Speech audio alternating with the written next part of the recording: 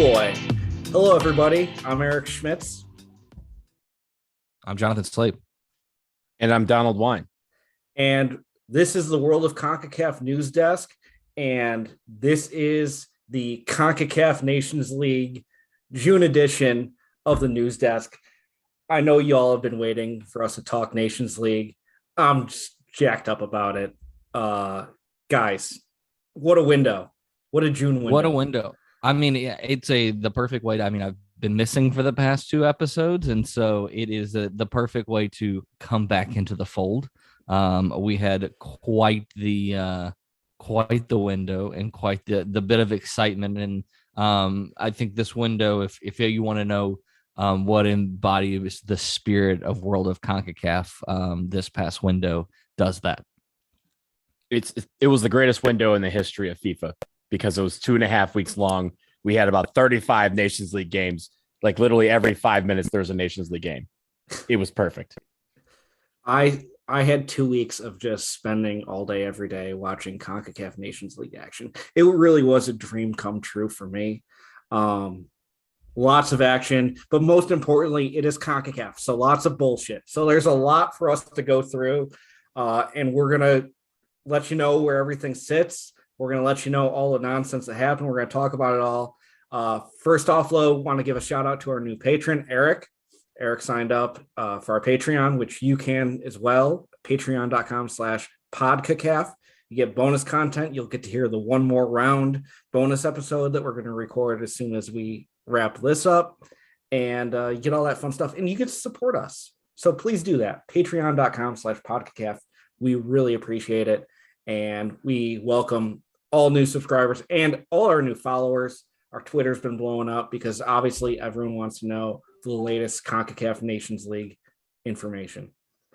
I mean, I do say thank you to everyone that is continuing to support Eric's gambling habit and his research, put that in quotations, of CONCACAF matches. And so, please continue to support so maybe he can have a roof over his head. Listen, we're not gonna delve too deep into it. I will make some comments later about some things that decidedly did not go my way. But I have to tell you, early on, knowing all I know about these islands from all the research we've done, having all that background info, I was ahead of the books a little bit. I ended up doing good over the course of the window. I could have done a lot better if Canada didn't fuck it up for me, but it was a good June for me. That's called June. A teaser. That was a tease. Oh, we're teasing. We're teasing. Speaking of gambling, teasing. Let's just get ourselves into that update. Let's recap the standings. So we're gonna go league by league and kind of just review what the standings are right now, what we saw, things that we need to talk about. So let's talk about it. So I'm going to lead off with League A, and we'll start with Group A in League A. After 3 games, Jamaica sitting on top with 5 points, Mexico with 2 games played and 4 points in second, and then Suriname sitting in third on 1 point. For me, the one result that pops out, Suriname, that 1-1 draw against Jamaica early on. I mean, Suriname had been promoted. Great result for them. Going on to Group B, Panama sitting first place with 7 points. After 3 games played, Costa Rica 2 games played and 3 points in second. And then in third place, Martinique, 3 games played, 1 point there. For me, this group, Panama, really blown opportunity here in June. They went ahead and beat Costa Rica, the first match, with getting a 2-0 result at home. Estadio Ramon Fernandez. They don't lose there. I shouldn't say they always win. They don't lose there. The fortress. It really is a fortress. So 2 great results at home for Panama at home. And then on June 12th, the last game in the window for this group, Martinique 0, Panama 0. Really a blown opportunity for Panama to really put themselves in the driver's seat for the top of the group and that spot in the Nations League finals. Moving on to Group C, first place Honduras at 3 points, 3 games played and 6 points. Sorry. Speaking of sorry, Canada in second place, 2 games played, 3 points. And then Curacao in third place, 3 games played, 3 points there. What a shame. What a shame. Canada not in first place. I hate to see it. I thought they were champions of CONCACAF, according to their Twitter. We'll get into the Twitter later. I'm not going to derail us here. Yeah, let's keep rolling here. And finally, Group D in League A, El Salvador sitting in first place, 5 points after 3 games. United States second with 4 points after 2 games. And Grenada last place, 3 games played, 1 point there. Jonathan, why don't you go through League B for us? All right, so League B, starting with Group A. So all teams having played four games. So Cuba with 9 points topping the group at a +6 goal difference. Guadeloupe also on 9 points, but just behind with a +2 goal differential. Antigua and Barbuda on 6, and then Barbados on a big fat goose egg. Moving on to Group B.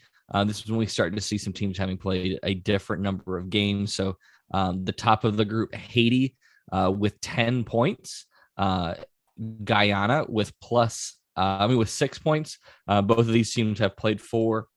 And then Montserrat and Bermuda both having played 3, but Montserrat in third with 3 points and Bermuda with 1 point. I do want to point out that we will be talking about that Montserrat, Bermuda, why they have only played 3 games. We'll be talking about that a little later. Foreshadowing. Teasing. Lots of teasing here. Group C. So all teams having played 4 matches. Nicaragua on top with 10 points. Trinidad and Tobago in second with 9. Bahamas in third with 3. And then the patron saints of this pod, St. Vincent and the Grenadines, Vincy Heat, in last place with 1 point. So a disappointing start to the league for Vincy Heat. And then moving on, finally, Group D. So all teams having played 4 here. French Guiana in first with 10 points. Guatemala in second with 7. Dominican Republic in third with 4, and then Belize in fourth with just a single point. So going into this, we now know that we have each teams will have 2 matches left before they head into we get the end of the rounds of this Nations League. I do want to shout out French Guiana's Joel Saruco. 4 games played, 4 goals. The man scored a goal in every game they played. He knows how to get up for CONCACAF Nations League. So shout out Joel Saruco, French Guiana. Dude showed up. Donald, let's get to the good stuff. League C, what's going on? Yeah, you left me with the good groups.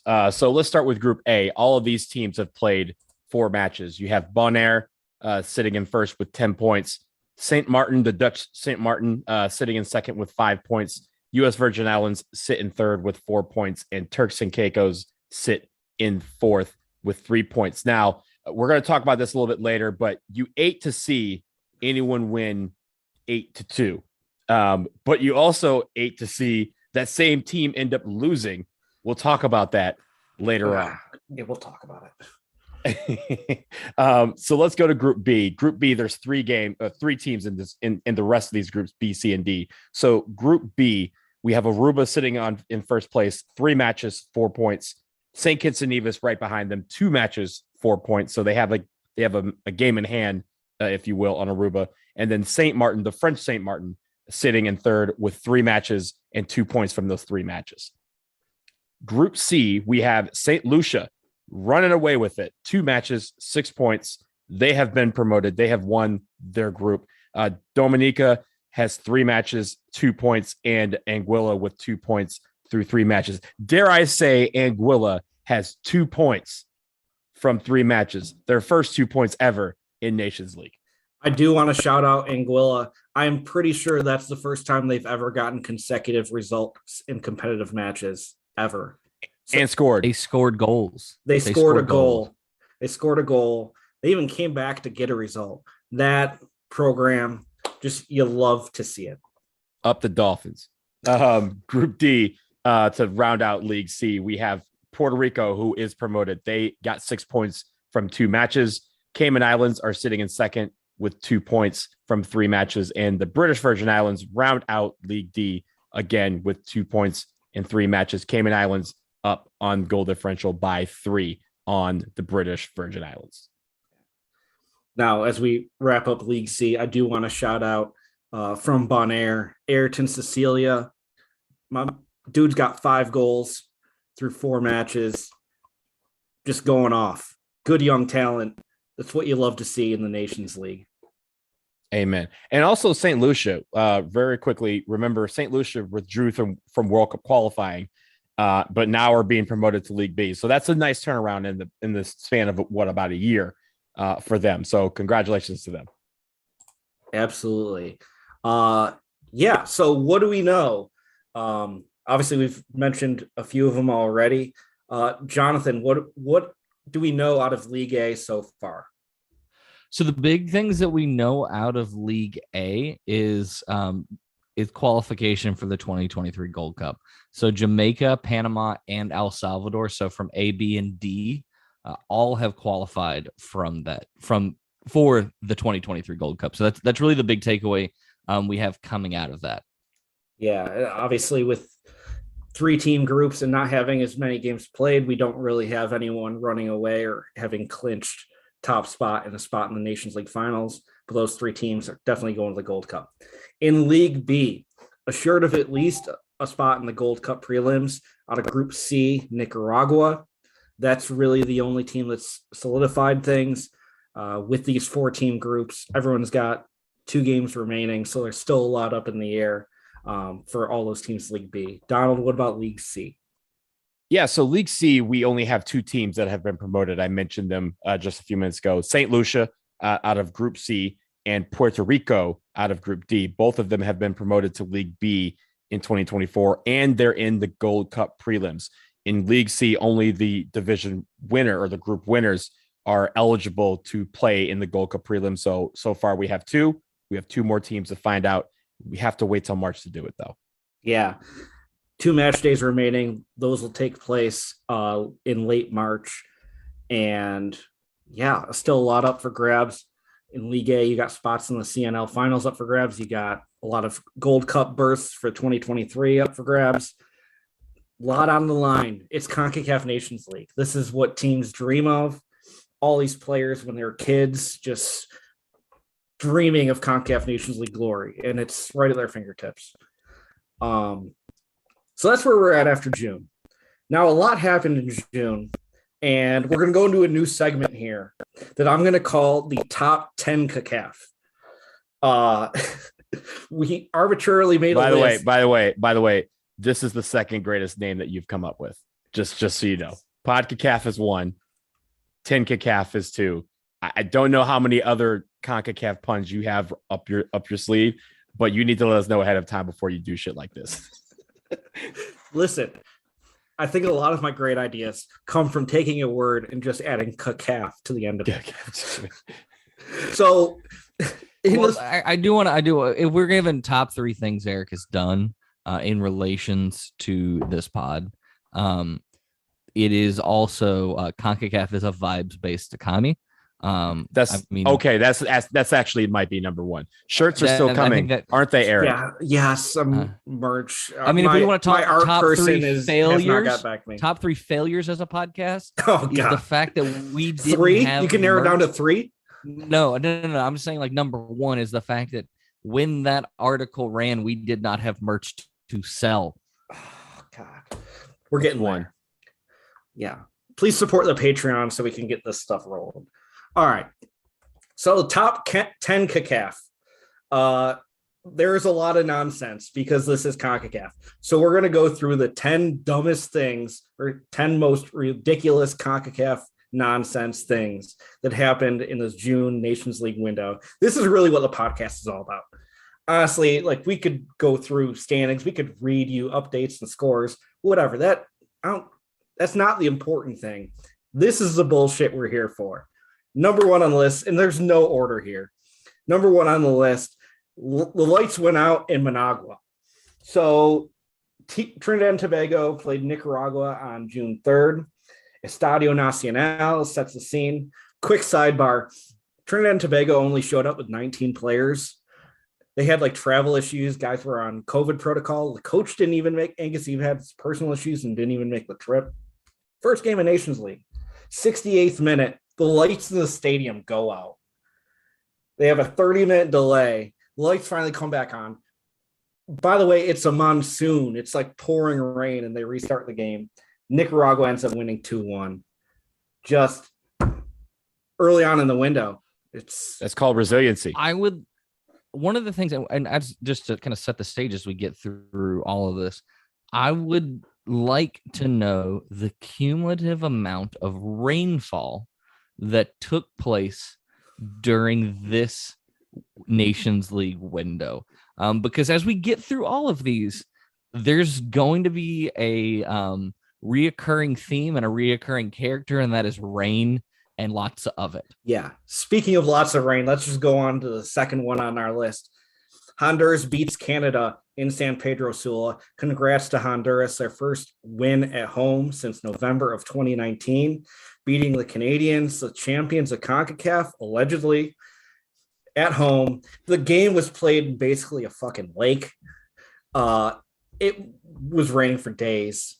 Like, guys, the thing that blew my mind about this is Canada did not deviate their game plan at all. I watched this game just being dumbfounded because not only had I thrown a lot of money on Canada to win this game, which I probably should have, the dudes were trying to like knock it around the back when they're in a fucking pond. Just absolutely. Not only did you put a lot of money on this, you were giving everyone the hot tip based on the odds of who I believe you heard me say Honduras had not won at home since November 2019. I know. I had to emphasize that. Also, shout out Canada for just trying to bang down the referee's door after the game, trying to break into the referee's locker room. Guys, come on now. Like, you can't be doing that if you're this, alleged kings of CONCACAF as you claim to be. And, we'll talk about the Twitter in a second, but come on, y'all. Y'all gotta act like you've been there before. Because literally, you have been there before. Just a few months ago, you were there before. So yeah, you won that game. Let's not do that. Which leads us to the Twitter. We need to talk the Twitter. We need a siren for this one. Like, me. Like, whoever's producing this, let's get something in here. So Canada's Twitter names themselves 3-time champion of CONCACAF. Eric, what have they won to make them the 3-time champion of CONCACAF? I believe they have won a gold cup. That is a fact. Canada has won a gold cup. What years are they claiming? 95, 2000, and 2022. And 2022. See, this is like, if you're an American listening to this, you would understand the context. So in college football, they have like claimed national championships where essentially, like, back in the day, like, it wasn't necessarily like a championship game that got you the championship. It's just like everyone said, oh yeah, they're the best team, they won. And it's like, oh yeah, we won, we were the national champions. So I misspoke when I said 95. It was 1985, and they won what was then, I guess it wasn't, I don't think it was the Gold Cup, it was the CONCACAF. It was it was 85, the precursor to the Gold Cup. 2000, 2022. So we're talking 2022 here. Yeah. And so my biggest thing is the fact you can't call yourself 3-time champions at CONCACAF if it's 3 different tournaments. Like, there wasn't a tournament for 2022. You qualified first as a World Cup team. You know what you got? The exact same thing that the second and third place and now the fourth place team. And now the fourth place team. You got the exact same thing. Like there is no, you weren't a seeded team. You didn't get preferential treatment. You got a really hard group. So yeah, Canada. You didn't get a trophy. You ain't get a trophy. Yeah. That's the thing is they have the trophy emoji for this thing. There's no trophy. If you show me the octagonal trophy, then I will let you keep your emoji on your thing. Otherwise, it's got to go. Yeah. Canada just being paper champions, really. Like this, they were not at all impressive in this Nations League window. They actually, I'll give them credit. They went into Nations League not having played a game because of their own fault. The players tried to revolt, and it was actually up in the air whether or not they were going to play that game against Curaçao and Vancouver, but cooler heads prevailed. You have to respect the sanctity of the Concacaf Nations League. They played the game. They got their result. Sure. They did cancel a friendly. They canceled two friendlies. They were supposed to play Iran on the same day. They were supposed to play Iran. They canceled that because it was a terrible idea in the first place. And then they had Panama fly all the way up to fucking Vancouver to play another friendly. The players were like, nah, we want a new contract. We need a new CBA. We ain't playing. So Panama had to fly all the way up there and fly all the way back because Canada can't get their shit together. Couldn't even get cardio in. I'm also going to take, I'm going to take a shot at John Herdman too. So I read some of his post-game quotes. And one of the ones he said was talking about how difficult it was. And it was like taking an F1 car to an off-road track.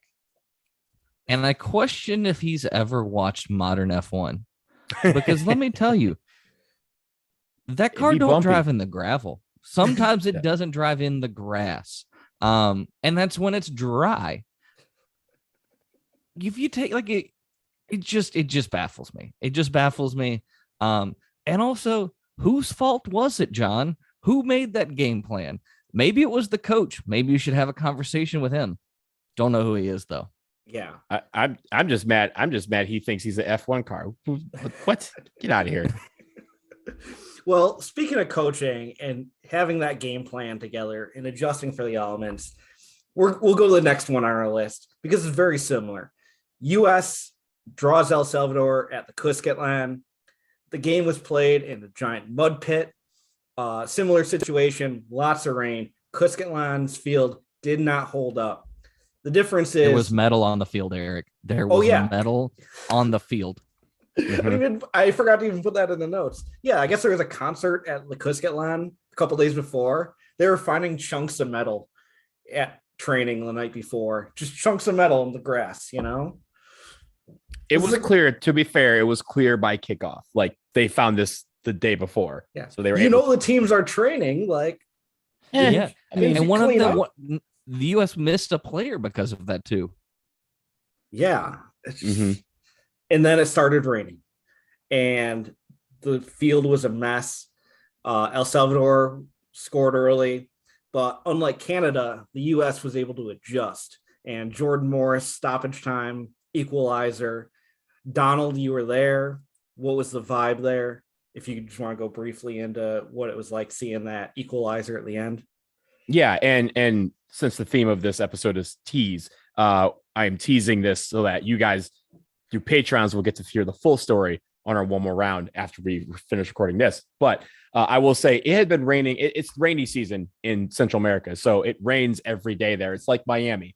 It rains at a certain point. It rains for an hour or two sometimes, and then it stops. Except for this night, it rained throughout the day at certain points, and then it cleared up. We're like, okay, maybe we're in the clear. We're going to be fine.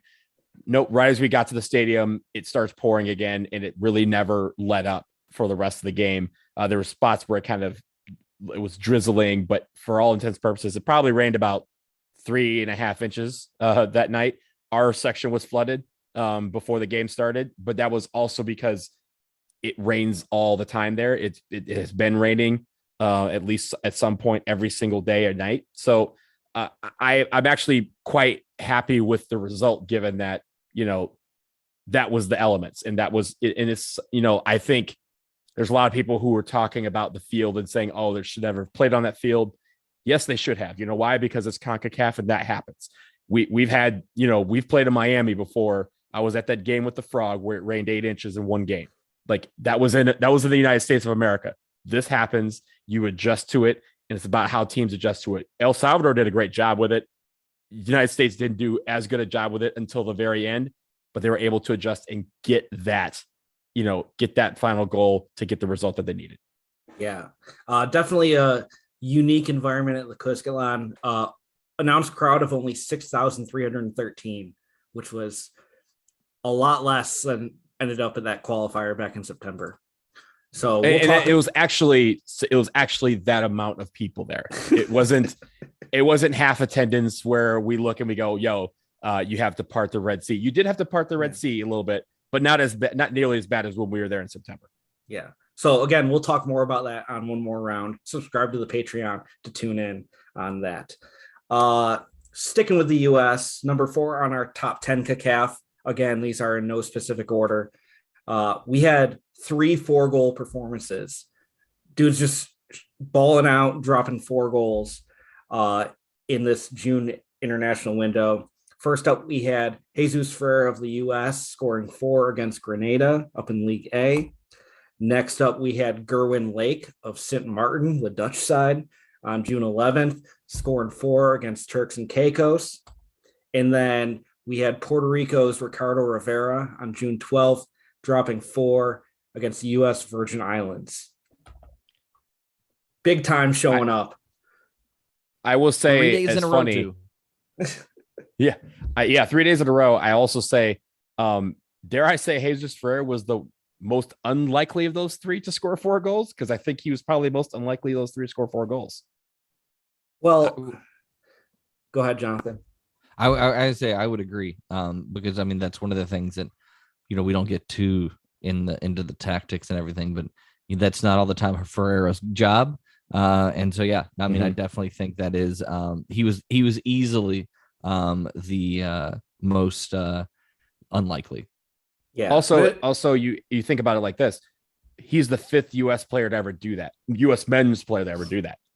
So the last time someone did that was Landon Donovan. It was 2003. Like, of course, I that's why I say he's most unlikely, not just because he's a guy that's not known to score in bunches like that, but because no U.S. player ever really does that. Well, I think you guys are right, but also I do want to add this as we move on to the next one because it is related. Gerwin Lake of Sint Maarten, with those goals, became the all-time leading scorer in Sint Maarten national team history. He's got 11 goals in 8 appearances, and dude dropped 4 of them in that one game. And in that one game, number 5 on our list of top 10 CACAF, Sint Maarten 8, Turks and Caicos 2. Great result for Sint Maarten, the Dutch side. Great result. And then these teams played 3 days later. Do you think it went any similar? No, it was absolutely the fucking opposite. Turks and Caicos 2, Sint Maarten 0. Eric lost a lot of money. Yeah, I was about to say I would like to introduce us to the second recurring character, and that is Bad Bets with Schmitz. Oh my God, yes. And Bad beats. They scored 8 goals. How did they get shut out? I bet you ate to see what happened next. Oh huh? God. Eric was very confident at over 4.5 goals. And that just did not rise to the occasion. No, just absolute.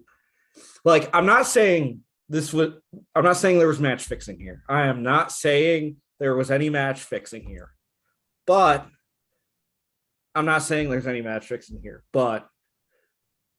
you go from 8-2 to 0-2.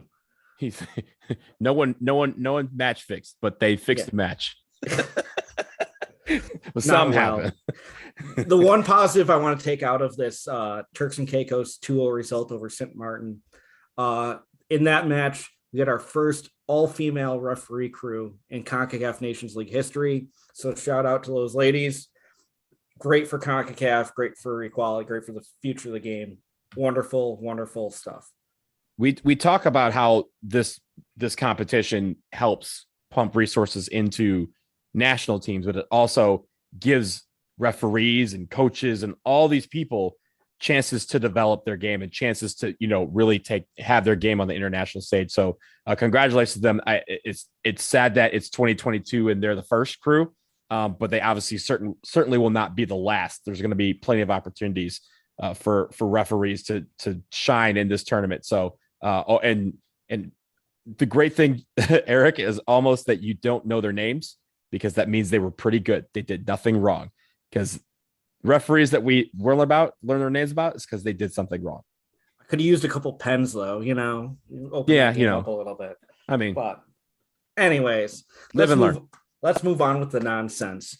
As we mentioned, going through the groups, Montserrat and Bermuda only played 3 games in June. That's because Montserrat actually canceled their match away to Bermuda. Now I say canceled. Basically, they said, "Nah, we ain't coming," and they didn't go. So Bermuda, I don't know if it goes down as a forfeit. I was trying to find more information about this. I'm not sure what the ramifications are for this. I know Montserrat will end up getting punished. I don't know the reasoning for why this game was canceled, but the whole point of this tournament is to get these smaller federations more games, and y'all got to show up and play those games. Well, if they're going to get punished, that I would imagine the punishment will come in the form of a forfeit, right? Or are they going to reschedule that game? That's the question here.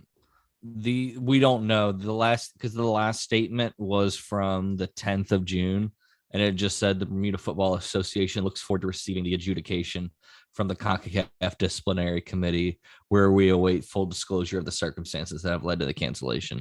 So they may not even be 100% sure. My next point of that is, how do we get on the disciplinary committee? Yeah. Yes. Can we hand out the punishments here? Because I know Bermuda's basically saying there, it's like, yo, CONCACAF, what are you going to do about this? Yeah. I think, what I would do is I would want to get, I'm a lawyer. I want to gather evidence. I want to do depositions. And if I have to fly to Montserrat to get these depositions, damn it, I will do it. I'll even go to the volcano side. I will go wherever is necessary. Yeah. The seat of the crime. Meet me in the exclusion zone. Yeah. All right. You think the nonsense ends there? We're still only like halfway through our list here. Nicaragua, Bahamas on June 13th. Bahamas shows up to this match with only 3 on their bench. They got 14 guys in their squad. They have to make a sub in the 34th minute. Okay, early sub. They don't got a lot of guys. They had a midfielder, Miguel Thompson, dressed as their backup goalkeeper. They subbed him on in the 85th minute. When it happened, I tweeted out like, "Hey, yo, Bahamas just subbed on their keeper as a field player. Holy shit." Turns out he's actually a field player who was on the roster as a goalkeeper. They had to send him out in jersey. It doesn't have a number on it because he was on the roster as number 1 with the keeper kit. The magic of CONCACAF. Again, tease. We're going to talk about that in the one more round as well. At least that's one of our topics. That's one of our topics. One more round. So backup keepers out in the field, balling out, cool stuff. Next on our list, Jamaica. Holy shit, this nonsense in Jamaica. So to set the stage here, so Jamaica played in Suriname to open the window. The teams were playing back in Jamaica for the next fixture. Suriname made it back to Jamaica before Jamaica did. Apparently, the players were super pissed about the travel arrangements. They demanded that General Secretary Dalton Wint resign or they weren't going to play. They were so mad about how bad the travel situation was. They ended up making it back. Dalton Wint said he was going to resign. Apparently, they're still working out with the JFF, like whether it's a termination, compensation, all that nonsense. In the midst of all this, the players are threatening to not play the next game. Jamaica's interim coach, Paul Hall, also threatened to quit, saying I don't want anything to do with this. He didn't. They ended up playing the next game. Jamaica won 3-1, but Dalton went out. The players are upset. Paul Hall was still got the interim tag on it. Reggae boys struggling down there. I think they're struggling in general. I mean, it's kind of a weird state that they're in right now. Yeah. I mean, they ground out some results against some inferior teams. They did get a draw against Mexico. It's a little disappointing. Mexico, not good. They're just not very good. Not great, Bob. In a game that was filled with rain. Yes, a lot of rain going on. I believe we talked about this in the preview. The last Nations League, the inaugural Nations League, all of the games were like September, October, November. So it was a little bit more temperate. I mean, this is June. So like weather played a huge, huge role in a lot of these games. Disagree, because in November, October, September, that is the height of hurricane season. We had a lot of games. We went to one in the Cayman Islands where the ball couldn't go 2 yards without it hitting a puddle. But like the rain, again, from June to November is rainy season in the Caribbean and in Central America. It's a big deal, and it's something that we've had to deal with even at games. Like I think it was when we went to work qualifying, we were lucky that we went to these places and it was just muggy, but we got the rain before the game. We got the rain after the game, but not during the game. Yeah. I mean, the rain was kind of a constant between the two seasons. The difference was it's June. You were in Austin. It was hot as shit because it's fucking June. So I wished it rained there. Yeah. What I would have given for some rain that day, man. We'll talk about that on one more round. If you don't, go subscribe. Give us the $5 and listen to this thing. Links on our Twitter account. All right. So next on our list of nonsense. So in the Honduras Curacao match, Honduras coach Diego Vasquez made Concacaf Nations League history, and truly probably Concacaf history. He made 5 substitutions at halftime in that game. All the subs. He's just like, halftime, just making your changes. Changed half his squad. History in the Nations League. I do want to shout out Diego Vasquez. He is now the permanent head coach of Honduras. Yeah, that's good. Let's see what he can do. I know we talked about the struggles that they've had throughout the octagonal and especially at home. But his job is to get them back on track. They have, and the great thing is, they're hiring him. I think it's for 4 years, if memory serves correctly, because this next cycle is super important because the 3 teams that a lot of these that have really made it where a lot of these coaches are on the hot seat are the United States, Mexico, and Canada, and they don't have to qualify for this next World Cup because they're hosting it. So it's a prime opportunity for all these teams who are right there on the cusp to make that next leap. That's what Vasquez is trying to do with Honduras. Yeah. And sticking with Honduras, they had a lot of nonsense. They had the Canada game. They had 5 subs at once at halftime in this game. And they're next on our list. Actually, this is number 10 on our top 10 CACAF list. They got stranded coming back from Curacao after their match in Curacao. The game almost got canceled, the return leg in San Pedro Sula. So Honduras, they had commercial flight that got canceled due to weather. They tried bringing in a private plane to charter them. That couldn't take off because of weather or mechanical problems. Sorry.